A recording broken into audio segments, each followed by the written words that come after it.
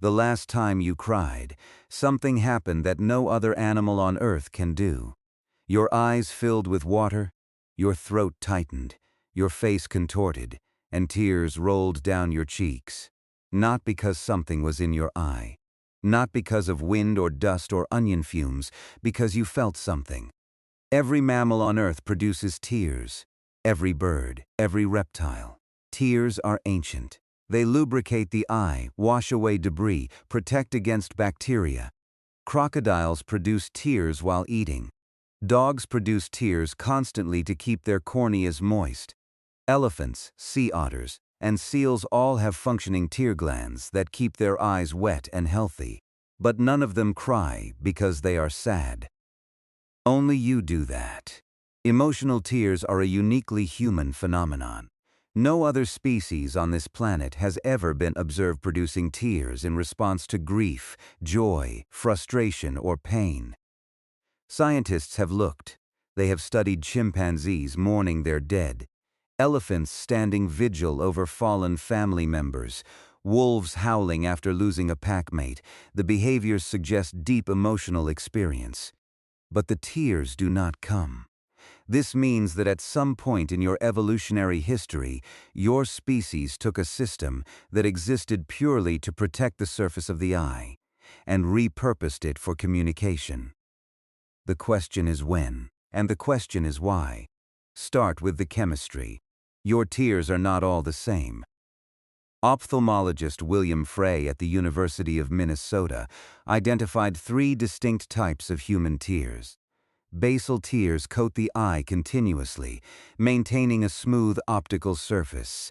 Reflex tears flush out irritants, and emotional tears have a completely different composition. Emotional tears contain higher concentrations of stress hormones, including adrenocorticotropic hormone and leucine enkephalin, a natural painkiller.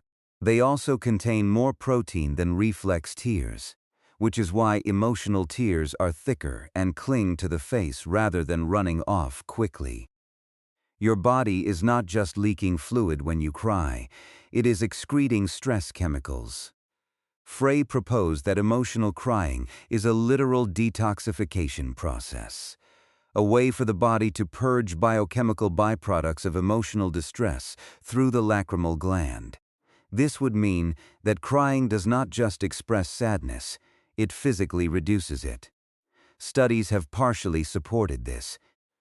People who cry and receive comfort afterward consistently report feeling better than people who suppress the urge. But people who cry alone or who cry and are ignored or shamed often feel worse. This suggests that the relief of crying is not purely chemical. It depends on social context. It depends on whether someone sees. And that is where the evolutionary story gets interesting. Evolutionary psychologist Oren Hassan at Tel Aviv University proposed that emotional tears evolved as an honest signal of vulnerability.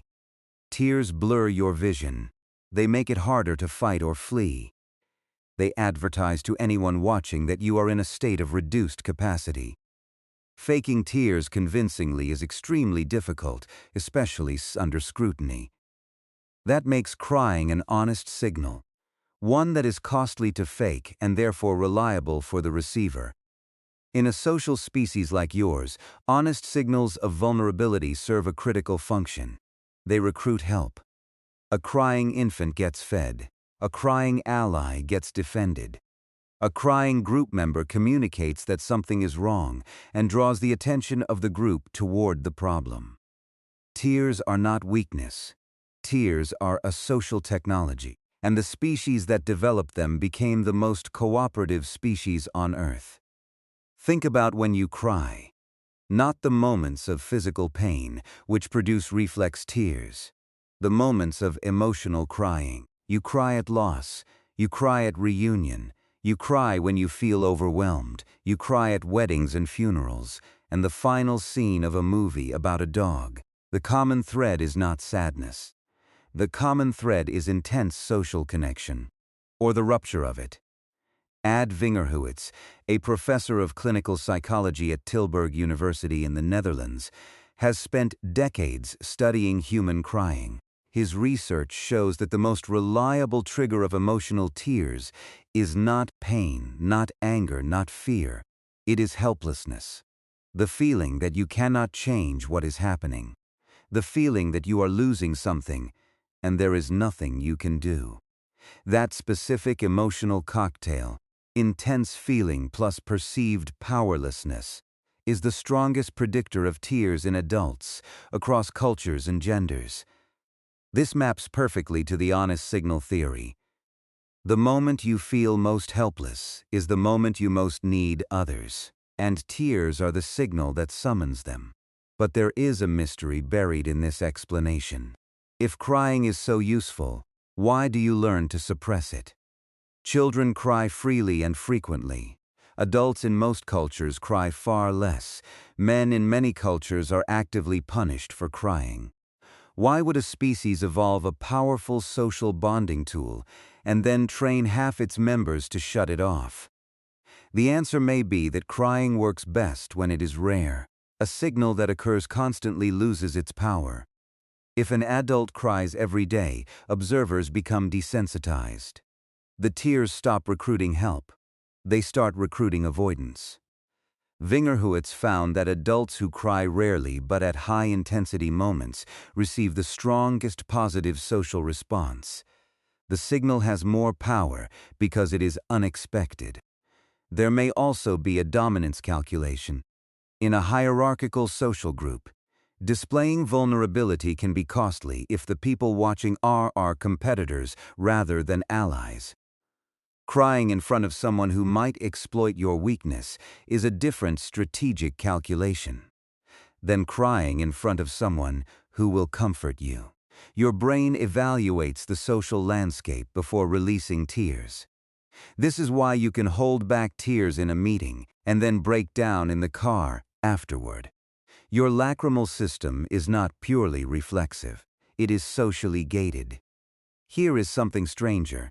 You also cry from beauty, from music, from watching a stranger do something kind, from seeing your child take a first step. These are not moments of helplessness. These are moments of awe. Neuroscientists call this being moved, and it triggers the same lacrimal response as grief or loss. Psychologist Bita Siebed at the University of Oslo has studied this phenomenon. She found that being moved is triggered by witnessing acts that affirm human connection.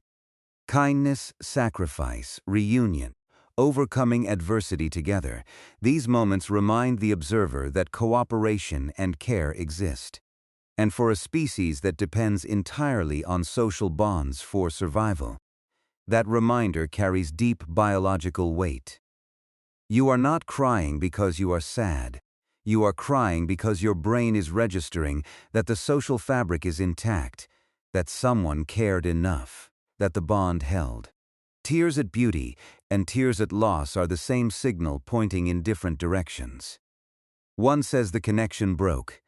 The other says the connection is real. There is a final piece. Babies cry without tears for the first several weeks of life. The lacrimal system is not fully developed at birth. Infants produce noise, distress calls, but no liquid tears. The tears come later, as the glands mature. This means the vocal component of crying evolved first. Sound reaches caregivers faster than a visual signal.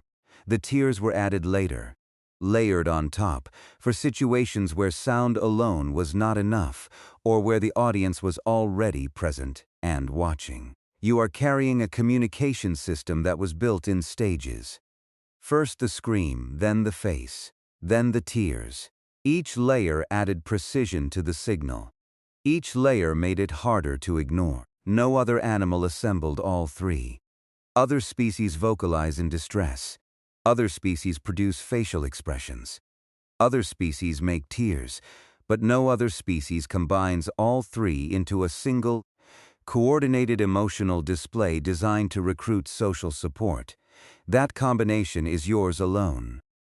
The last time you cried, your brain evaluated the emotional intensity of the moment, judged whether the social context was safe enough to display vulnerability, triggered the release of stress hormones through your lacrimal gland, blurred your vision to make the signal unmistakable, and reshaped your face into an expression that every human on Earth, regardless of language or culture, instinctively recognizes as a call for connection.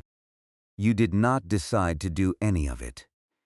It happened because hundreds of thousands of years ago, the ancestors who could signal pain without speaking, who could summon help with a single look, who could dissolve conflict with visible proof of suffering, outlived the ones who suffered alone in silence.